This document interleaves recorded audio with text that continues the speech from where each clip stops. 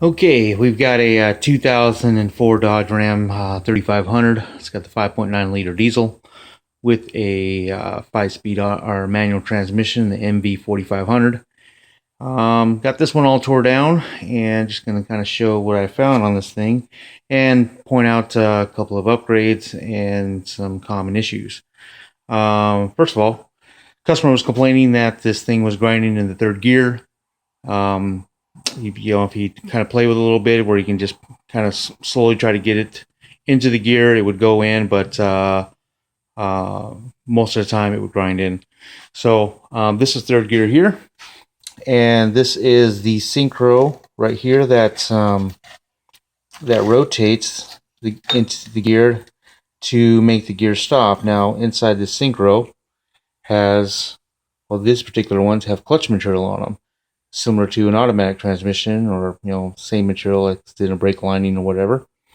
And what it does, as this gear is spinning on the shaft and you want to select this gear to go in, this slider slides in and gets into this gear, and that's what makes it go into place. Now in order for this to slow down and stop, this is a synchro that does it, and so with this it puts pressure on here, and with the material in here it slows this gear down, and then at that point the slider can lock in place, and then that makes that gear move.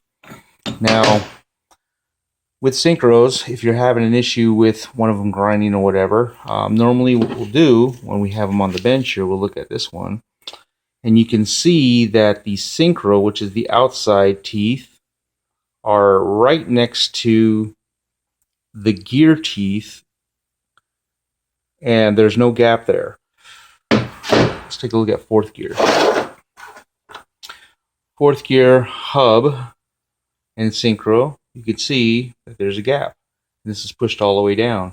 That means that there's material that's on that synchro that's keeping that gap in place, and so that there's enough material there to stop this from turning. This one being worn all the way down, there's no material there to keep this gear from stopping, and so when he was forcing this thing in the gear, he was damaging the gears. Hopefully that focuses in here. Let's see if it does. You can kind of see that the gear, the teeth, the end on the ends here, that they're shaped. It should be a nice kind of a cone shape, and you can see that one side is wore down. So, anyway, needs a new gear. Of course, it's getting new synchros and new bearings, bushings, or actually these don't take any bushings. All new bearings. Comes with a bearing kit, synchro kit, comes in your normal kits.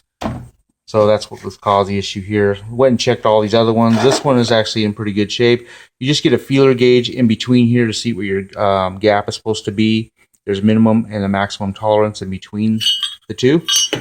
And just look at your manual when you're looking at building these things to get your specifications on what they're supposed to be. Obviously that one is way too close.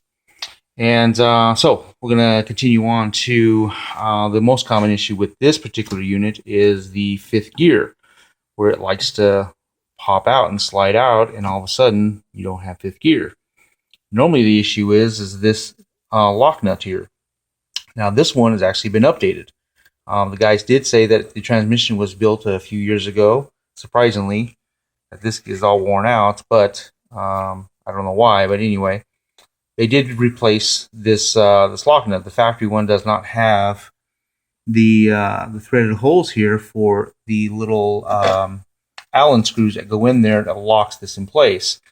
Normally the factory one is just a threaded nut with these grooves on it. You use a special tool, you thread it all the way in. It keeps this guy in place, and it should not come out. But after a while, with going in reverse forward, because that's what this fork does, it makes this thing move, and it finally starts to spin out, spin out, spin out, and then eventually this gear just walks out, and you've got no fifth. Just like I said. So then what you do is you get the updated one. You thread this on, you put those Allens in place inside of the grooves, and that should keep it from coming out. Now, other guys have gone kind of a simpler, way where they've put this on, put the factory one back on, and they tack a weld on it. That, of course, will take care of it. Unfortunately, when you go to have to rebuild this thing, you got to cut that weld, and hopefully it didn't get into the threads here, or else you're going to have to figure out a way to clean those up. This is definitely a lot easier, better way, and it saves your main shaft, and you know, you don't have to worry about any damage there.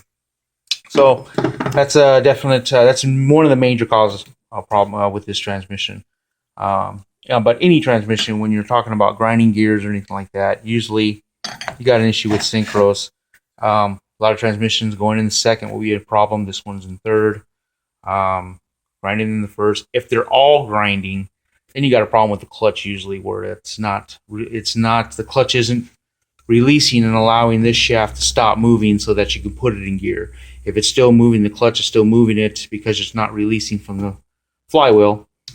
Then if you're grinding all the gears, that's usually where you've got the clutch starting to go out on you. And on this one, the customer decided he wanted to do a little bit of upgrading while he was in here, and he's going to go with the input shaft, which goes into the clutch. And this is the factory one here. It comes as a 1 1/4 inch. And he decided he's going to go with a South Bend clutch, double disc or triple disc, whatever he's going to decide to do. I don't work for South Bend. I'm just telling you that they make these upgrades for these transmissions for Dodge, Chevy, any of them that are using this NV4500. And so anyway, when you upgrade to their clutch, you have to upgrade the input shaft to a 1 3/8. And that's what this new one is, the 1 3/8 here. And pretty nice, comes with the bearing. I don't have to press a new one in, which is kind of cool. And it comes with a new housing, of course, so it can be used with this shaft, and new inner bearings and everything, seals. Pretty nice to be able to get that thing together. So that's another thing. You get a beefier clutch, beefier input shaft. You don't have to worry about this thing breaking if you wanted to get a heavier clutch and get the beefier input shaft, and you're all good. So we're going to get this thing back together. I already have all the parts here we need for it, and get this thing down the road. They're not that hard to get apart, as long as you got the tools you need, pullers and so on and so forth. And then if you are just wanting to take care of this, you don't have to get the transmission apart. You just take the back end off and slide out the housing. If you got a four-wheel drive, you got to take the transfer case off, obviously. But once you get that out, the shaft sits here. You can thread that thing back in, tack weld it, or get the upgraded nut, and then that takes care of that problem. And you don't even have to pull the unit. So anyway, just showing what we got going here, and we'll get this thing down the road. Thanks for watching.